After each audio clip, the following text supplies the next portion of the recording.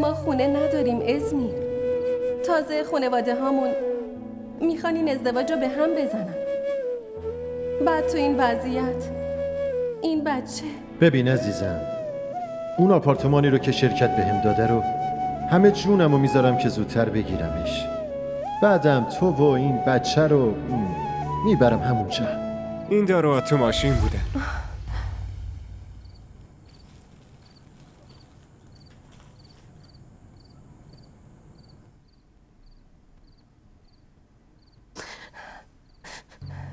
چرا داری گریه میکنی؟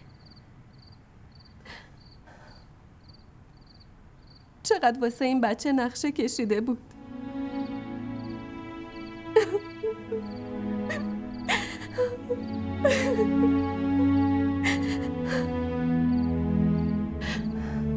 حالا که بچه داره دنیا میاد،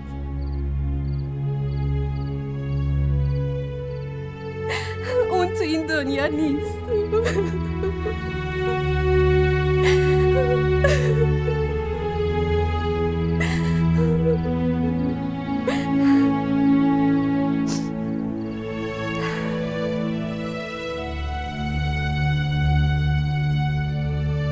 تو اسلام آباد یه خونه کوچیک برام گرفته بود. قسمت منو از کجا به کجا آورد.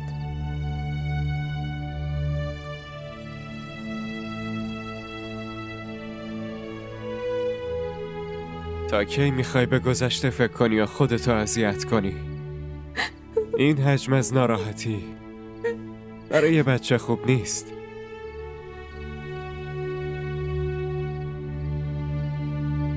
میدونی یه جا شنیدم که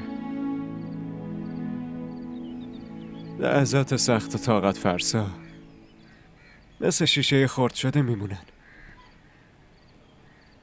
اگه تو دستت فشارشون بدی جز درد و ناراحتی هیچی برات نداره.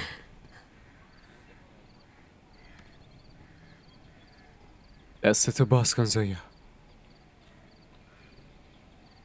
لطفاً. همه که اینا قسمت بوده، باید ازش عبور کنی.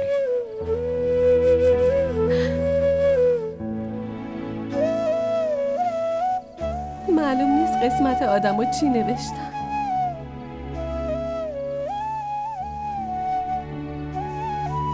میرم برات آب بیارم.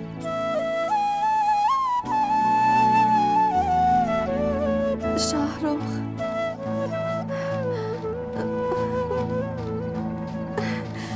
شاهرخ، زویا چی شده؟ منو ببر بیمارستان. بریم.